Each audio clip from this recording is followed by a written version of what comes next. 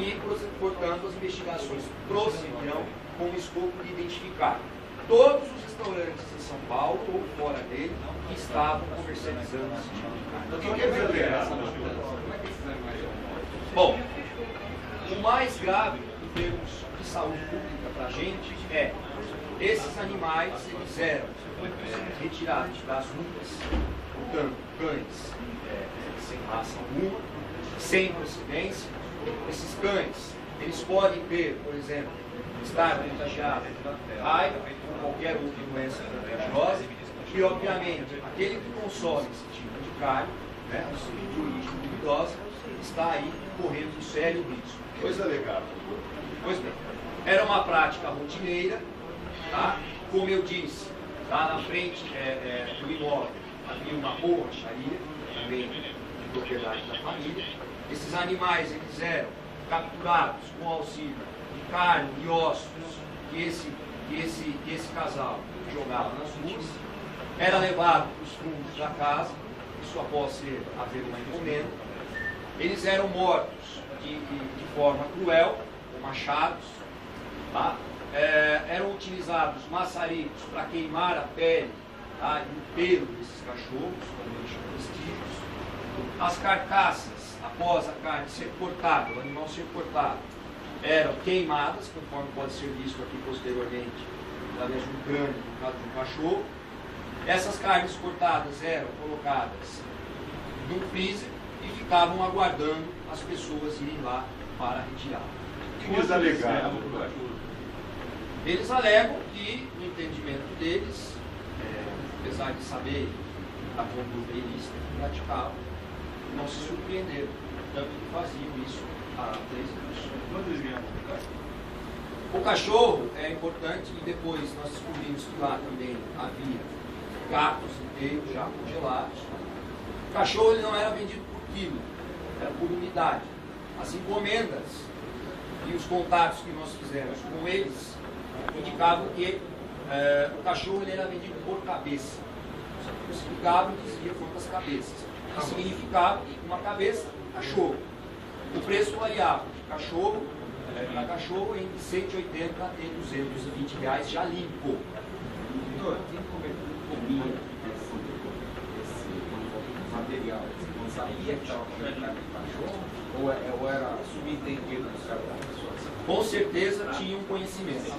Tá? Os cardápios, como vocês podem ver aqui depois através das imagens, demonstram claramente que as pessoas que frequentavam esses restaurantes, em sua maioria orientais, sabiam o que estavam comendo.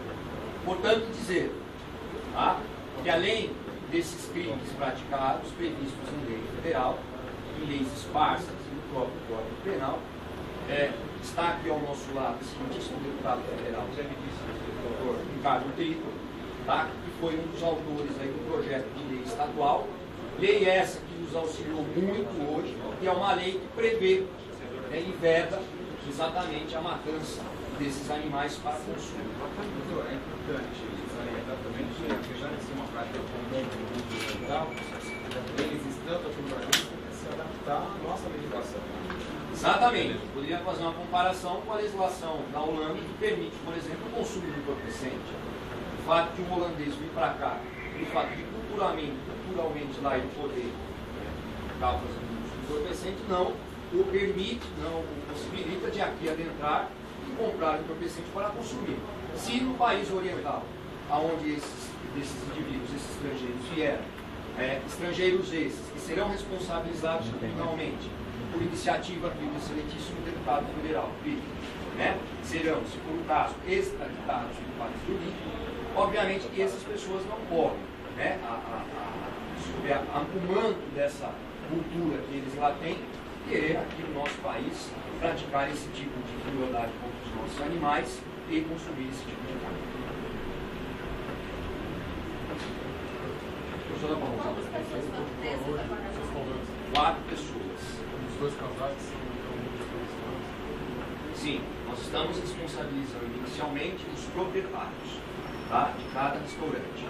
A vigilância sanitária entendeu por bem interditar um deles, tá? Eles serão autuados no flagrante pelos crimes de Jaco, os senhores, Sim, como eu disse, há um entendimento da Polícia Civil do Estado de São Paulo que essas pessoas associadas entre si, comunidade de desígnios, ou seja, havia união subjetiva entre elas, há tempos, há anos, vinham praticando crimes contra o meio ambiente, crueldade contra os animais e crimes contra a relação de consumo.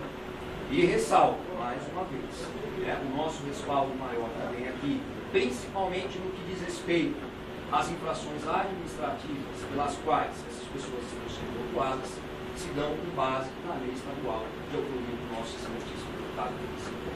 Qual os restaurantes foi? O da Rua Guarani, 204.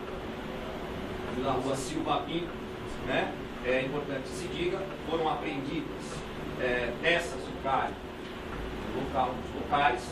Obviamente, no local do matador, como vocês podem ver, e até com auxílio da vigilância sanitária de Suzano, onde lá compareceu um veterinário, nós temos um laudo que atesta que essa carne que eu aqui estou mostrando é uma carne de cachorro. Além de aparentemente ser uma carne de cachorro, já há um laudo que atesta isso, correto? Com relação às carnes dos restaurantes, elas foram recolhidas pela vigilância sanitária. A vigilância sanitária fará um laudo e esse laudo apontará se é ou não é carne de cachorro. Isso, para efeitos de responsabilidade criminal dos donos do restaurante, importa, mas não tanto para mim. Por quê? Porque além dos cardápios, a maior prova de ligação entre esses proprietários de restaurantes e o casal que foi preso está nas agendas encontradas dentro desses estabelecimentos comerciais, onde havia os telefones do fornecedor deste cachorro. Obviamente que eu não posso descartar as investigações que já estavam em curso, ou seja, como eu disse, os policiais da 2ª Delegacia de Saúde Pública já vinham fazendo uma incursão, um trabalho de inteligência e infiltração desses restaurantes, trabalho esse que me dá supedâneo aí para autuar em flagrante todos os indivíduos que aqui se encontram nesse departamento na data de hoje. Qual a quantidade de carne que está sendo Na residência do matador, foram apreendidos 60 quilos de carne de cachorro e gato, e nos estabelecimentos comerciais, mais alguns quilos, não sei precisar, porque a vigilância vai me dizer por meio de um laudo após uma pesagem de prova, a quantidade de carne apreendida e se é ou não carne de cachorro.